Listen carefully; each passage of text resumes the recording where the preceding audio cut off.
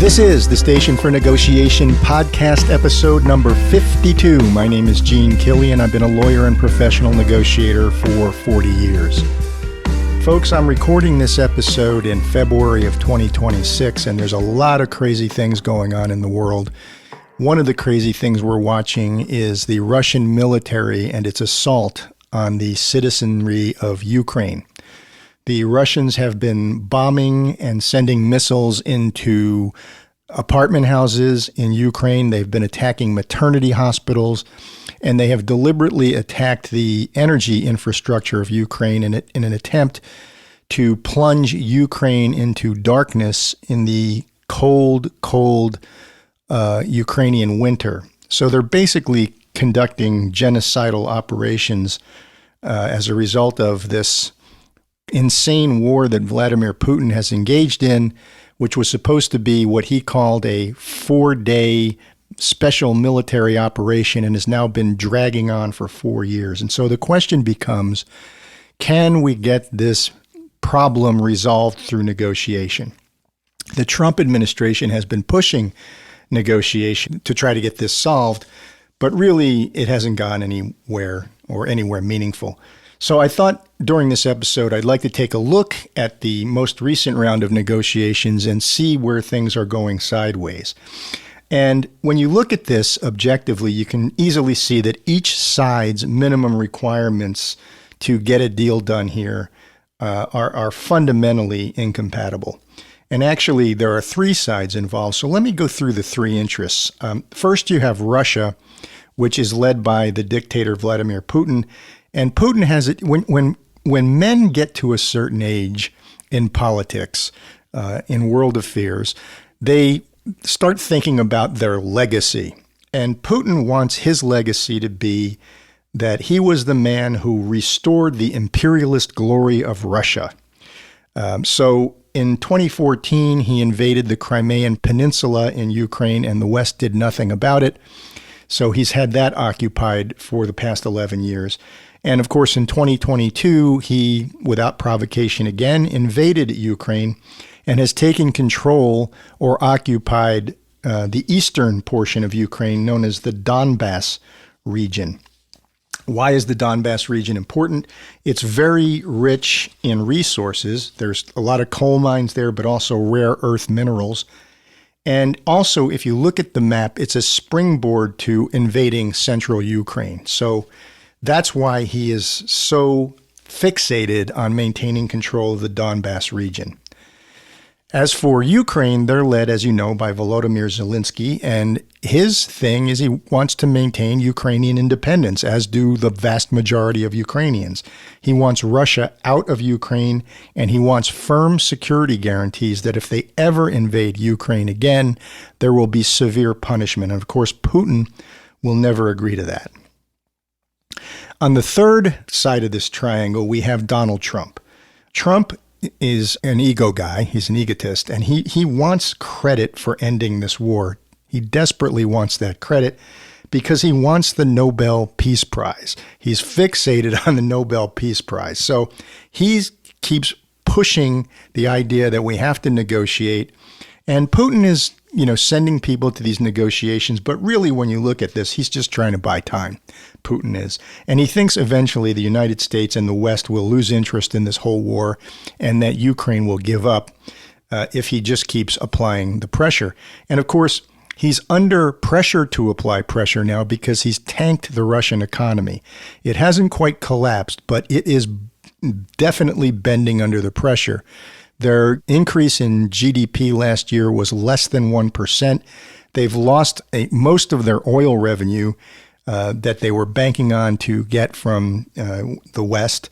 And they've lost 1 million casualties in this insane war. So that's why he's upping the military pressure to try to get Ukraine to break. So we recently had a round of negotiations in Abu Dhabi as I'm talking about this. And I want to go to an article by Julia Ioffe that appeared in Puck News.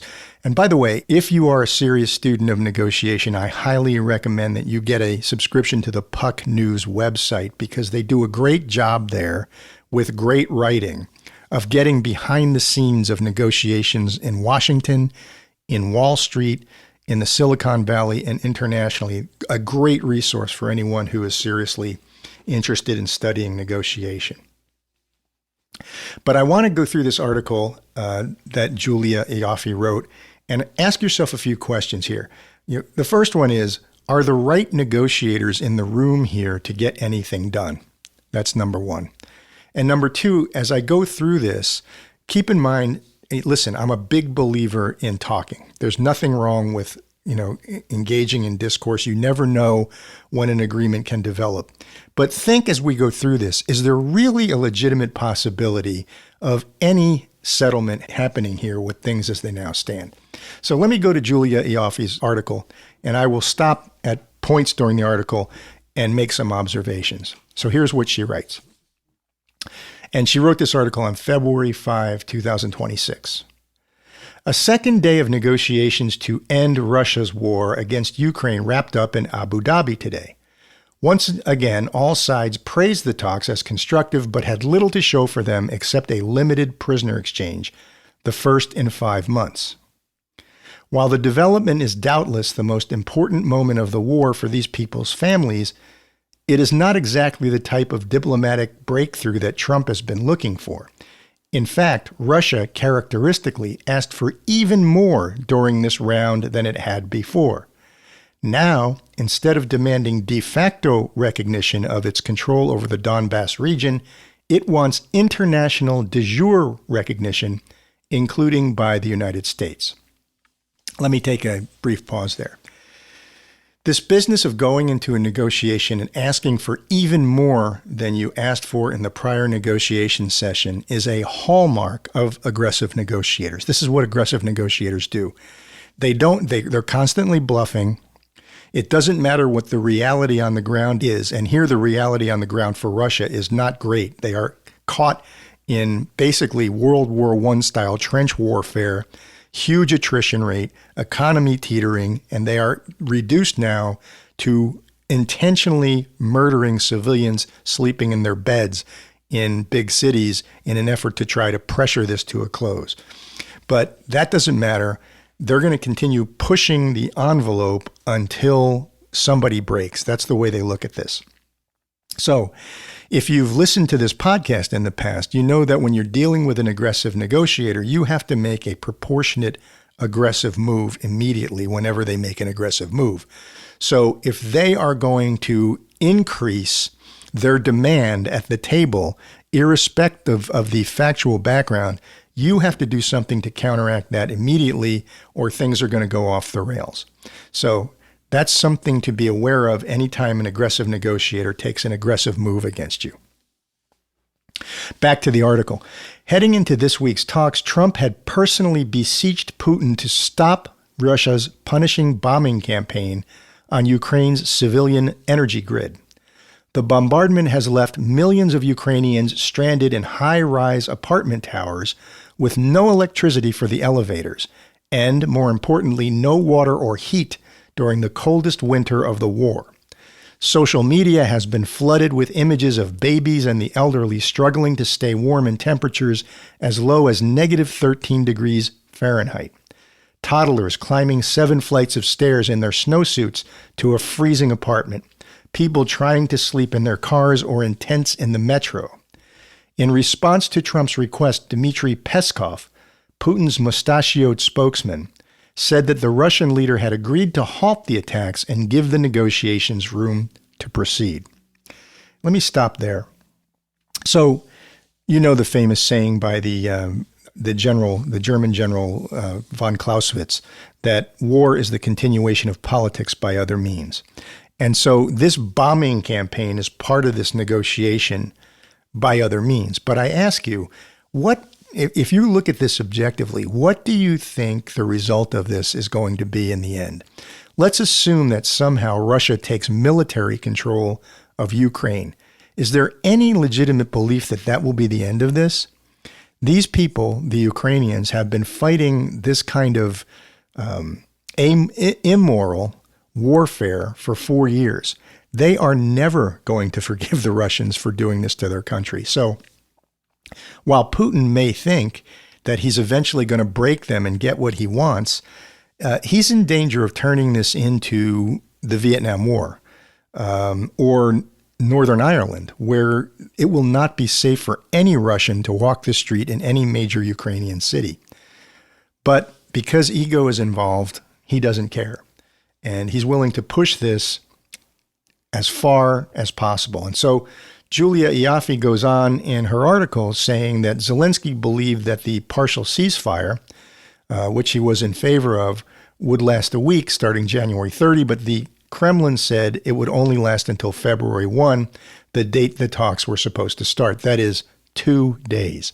Now, ultimately, the talks were postponed anyway because of tensions in the Middle East over Iran. But there's even disagreement on when the ceasefire will start and how long it will last. Back to Julia Ioffe's article. In any case, during the 2 days that Russia wasn't bombing Ukraine's energy grid, it was busy bombing other civilian targets, like a bus taking coal miners home at the end of a shift, an attack that killed at least 12 people. And by February 1st, Russian drones and rockets were once again raining down on Ukrainian power plants that had already been badly damaged. The assault coincided with the coldest days of the season, plunging thousands of apartment buildings in Ukraine's two biggest cities back into freezing darkness. So here's Putin thinking that he's going to keep bombing until Ukraine gives up, Ukrainians refusing to give up, and Trump pushing the two sides to a negotiation table in the hope that some sort of agreement can be reached. Just don't see how that's possible in this scenario. But let's continue with the article. Back to the article. The delegations that each side sent to Abu Dhabi when negotiations finally started yesterday reflected their well-earned mistrust. Some I spoke to in Washington sounded hopeful because Russia had sent higher-level officials for this and the previous round of talks, which took place 2 weeks ago. Still, I couldn't help but notice a little FU buried in the guest list. The Ukrainian delegation was led by Rustem Umerov, the former defense minister and head of Ukraine's National Security Council, but it also included Kirilo Budanov, Zelensky's new chief of staff, who happens to be the notoriously daring former head of Ukrainian military intelligence. In response, the Russian delegation was headed by Igor Kostyukov, head of the GRU, Russia's military intelligence, and the only senior military figure in the delegation whose name the Kremlin disclosed. The Russians have always been sticklers for protocol and reciprocity, and in their belief that there is no such thing as a former spy. Now, what does it tell you when you look at the backgrounds of the people who are at this negotiation table? Does it give you any hope that there could possibly be compromise here? You're dealing with military figures and intelligence operatives at this table. So it's almost like performative art. Both sides are trying to placate Trump by showing Trump that they're playing along with his desire to have a negotiated resolution. But especially the Russians are just stalling for time. They think that they can keep these negotiations, these false negotiations going, as I said, to placate Trump and just drag out time while they continue raining bombs down on apartment houses. That seems to be the brutal technique that they're using. And what's interesting from the American side is a couple things. Trump wants to get this over with, of course. But when you look at the situation objectively, Trump has a great deal of leverage over Putin, both militarily and also economically. But he's not using that leverage. And not only is he not using the leverage, he is making concessions to Putin that embolden Putin. So, for example, by creating problems with NATO and constantly saying he wants out of NATO, a position he's taken for years.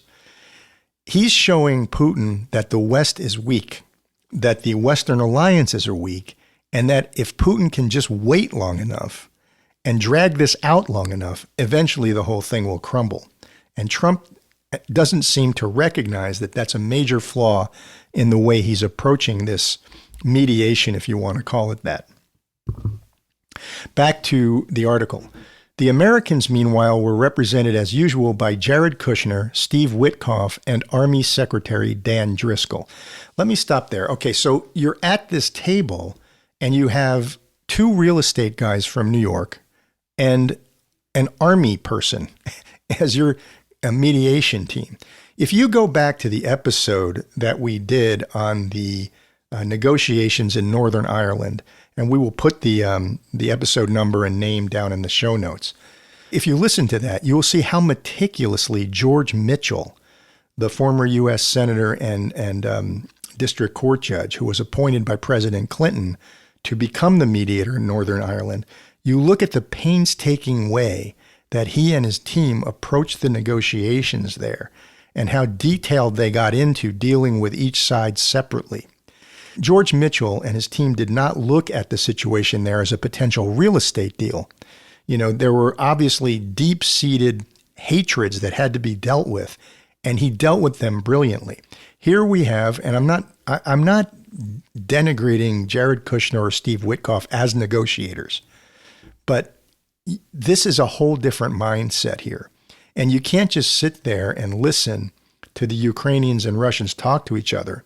If you're going to be a good mediator, you have to really dig in and work the scenes behind the scenes and have the temperament necessary and the gravitas necessary to bring this to a conclusion. I'm not sure that there's any agreement from the Russians or the Ukrainians that Jared Kushner and Steve Witkoff are the appropriate people to get this deal done, or Army Secretary Dan Driscoll. The other problem here is NATO, as Julia Ioffe points out in this article, and the EU do not have a seat at this table, and they are directly impacted by these talks.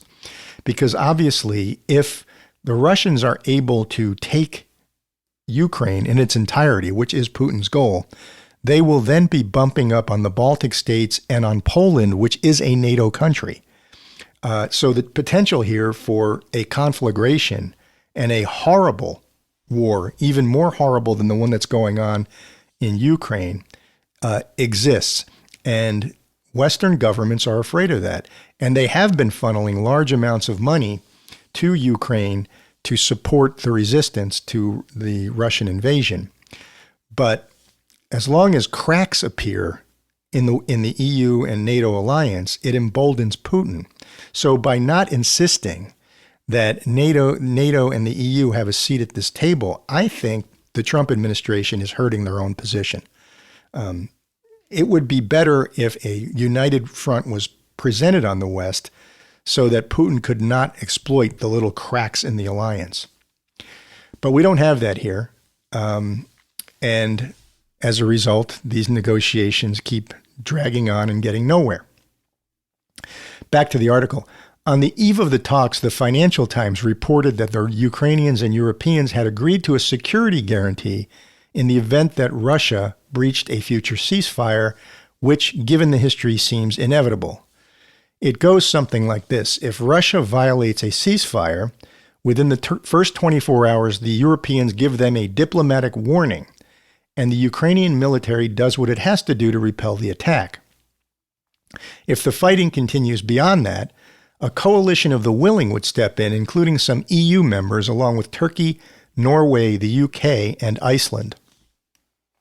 Should the hostilities continue for 72 hours past the initial violation, a coordinated military response by a Western-backed force involving the U.S. military would take effect, according to the Financial Times.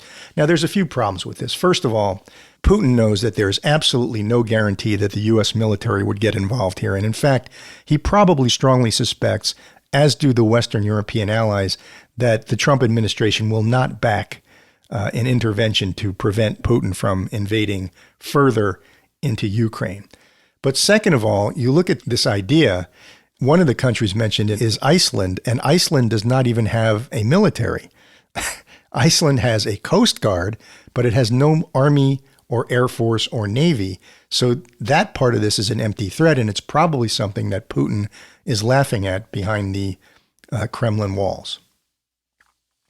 Back to the article. This seems like major progress, but as always, seems is the operative word. Like the negotiations as a whole, the security agreement is an elaborate performance by all sides, a simulacrum of negotiating for peace, where none is actually an offer. By the way, I had to look up simulacrum. Thank you, Julia Ioffe. It means an image of something. So what she's saying here is there's this image of negotiating for peace, but nobody's really offering peace. Back to the article. On one side are Ukraine's ostensible allies making promises on which they know they won't deliver, not least because any guarantee strong enough to satisfy Ukraine would be unacceptable to Russia. The Kremlin has already made clear that foreign boots on Ukrainian soil, other than Russian ones, of course, are a non-starter. Let me stop there. If you are not willing to meet aggressive moves with proportionally aggressive moves, by saying something like, if you move further in Ukraine, there will be military intervention and we don't care what you think. If you're not willing to go that far, then why are you in these discussions at all? Do you really think that you are going to be able to outmaneuver a dictator when you're not willing to deploy your strongest arguments? I just don't see how that gets anywhere. Back to the article. The Russians, meanwhile, seem to be the most clear-eyed.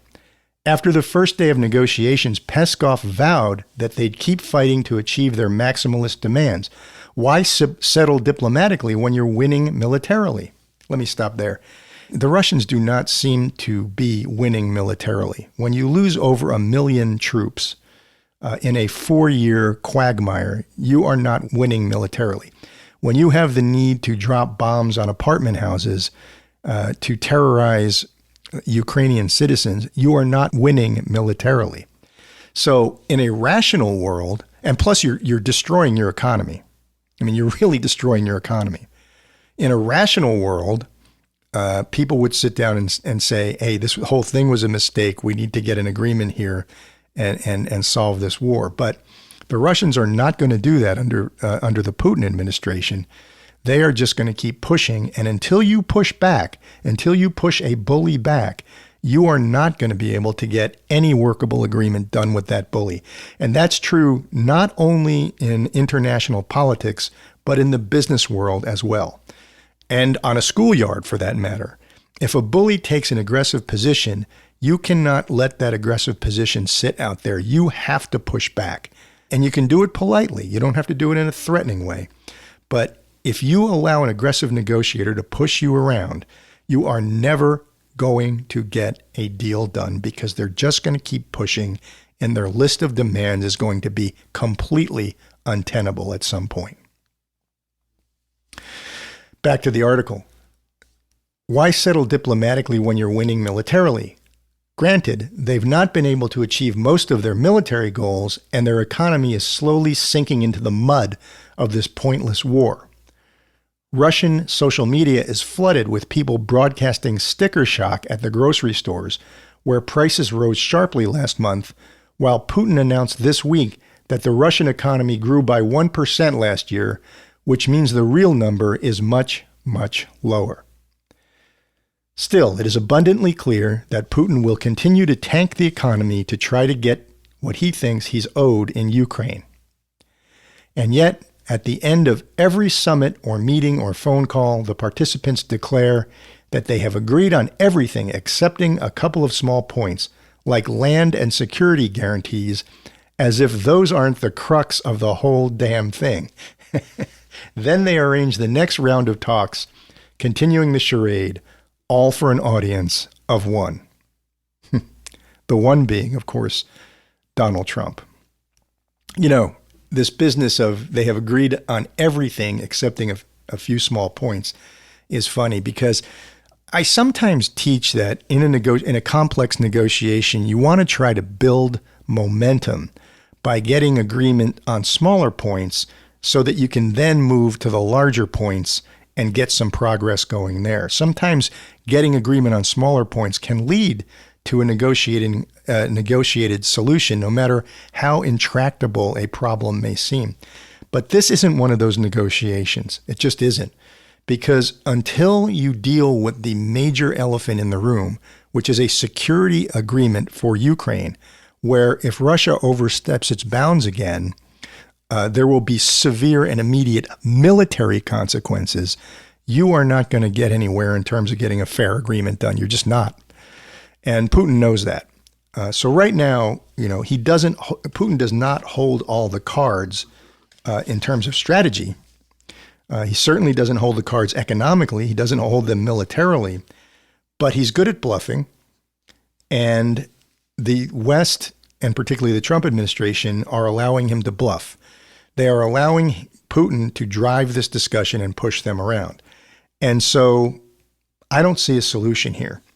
Timing in negotiation is everything. Sometimes you can get involved in a dispute where you want to sit down and talk. And as I say, it's always a good idea to sit down and talk, in my view, but sometimes the timing just isn't there. And unless you're willing to say to Putin, when Putin's men come in, or negotiators come into a negotiating room, and by the way, they're all men on both sides, on all three sides. You may have noticed that, which may be part of the reason we're not getting anywhere, but that's a topic for another day. Unless you are willing to say to this person who just made another outrageous demand, hey man, you know what? When you're willing to have a realistic discussion, let us know. You have my number. But until then, we're just wasting each other's time, and then just get up and leave. Unless you're willing to do that, you are not going to get a decent solution here. The timing here is just wrong. So unfortunately, it seems to me the only way that there's a possibility of getting anywhere is the Ukrainians and the West are going to have to wait for the Russian economy to stagnate further, and hopefully for some real opposition to Putin to rekindle itself within Russia. We're also going to need the West to continue to supply Ukraine so that it can apply counter pressure to Putin's demands. And the Trump administration is going to have to work on its message discipline. Trump often makes stupid comments about how the Ukrainians started the war and they shouldn't have gotten involved in the war when the other side has more missiles than they do, which is just a silly and ignorant thing to say because it plays into Putin's hand. When Putin believes that the biggest force, military and economically, in the West is not going to back Ukraine, then it emboldens him. You are engaging in essentially cooperative negotiation with an aggressive negotiator. And as we've pointed out here many times in the past, that's the worst negotiation you can have. If you try to be a cooperative or to appease an aggressive negotiator, you are going to get manhandled. And that's exactly what's going on here. And then you come to the moral question, which is, do you even want to do a deal with Putin, who breaks every deal he ever makes and is operating so far outside of socially acceptable norms that you may not want to do a deal with them at all? The only deal you may be able to do with Russia, if you want a lasting peace, is the one recommended by former Finnish PM Sanna Marin when she said, the solution to this problem is simple. Russia leaves Ukraine. Until then, there is no solution. That might be the only real solution we can have here. And how we get there without an enormous amount of bloodshed, additional bloodshed, is a very, very difficult question. One of the first teachers I had who taught me anything about negotiation was a professor at the University of Michigan Law School back in the 80s named J.J. White. And I remember him saying once that negotiation is the process of imposing costs on the other side until you get what you want. Now, that's a stark definition of negotiation. I prefer to think of effective negotiation as cooperative problem solving, as opposed to the imposition of costs. But the imposition of costs is always going to be part of it, because negotiation is about risk analysis. And so the other side has to see that continuing on the course that they are proposing to continue on is going to cause them pain, which is the point that J.J. White made. You have to impose costs on the other side until you get what you want. And unfortunately, in this terrible Ukraine-Russia situation, costs are going to have to be imposed, additional costs on Putin and Russia, in my view, before anything meaningful can happen here. Whether the West has the stomach for that is another matter.